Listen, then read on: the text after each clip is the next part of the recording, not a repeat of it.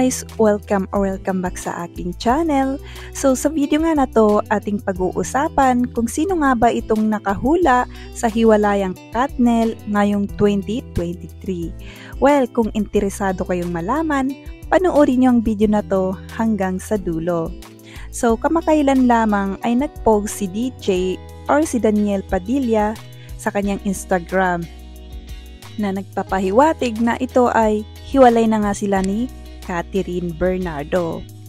Kaya naman, sinundan din ito ng post ni Bernardo sa kanyang Instagram na ayon sa kanyang post ay ganun din nagsasalaysay din ito nang sila ay wala na ni Katnel or ni Daniel Padilla.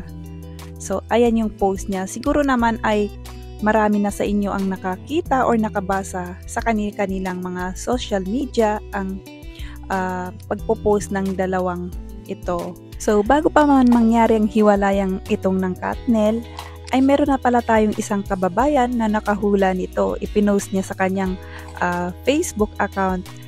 Ito ay 9 years ago nang nakakalipas. At sinasabi ito sa kanyang post na maghihiwalay nga daw itong Katnel sa 2023, which is nangyari nga.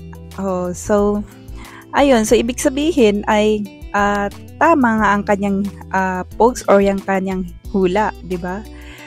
So, ayan siya guys. Basahin nyo na lang ang kanyang pangalan. So, hindi lang ito yung nahulaan niya. Meron pa siyang isang post. Yun naman ay tungkol sa COVID. Ayun, na magkakaroon nga daw ng COVID. So, ayun, nakakatuwa lang or nakakatawa na meron tayong isang friend sa Facebook na ganon na ibig sabihin tumatama yung kanyang post.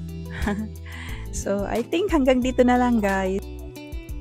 Please huwag niyong kalimutan i-subscribe ang aking channel para updated kayo sa iba ko pang i-upload ng mga video dito sa aking channel.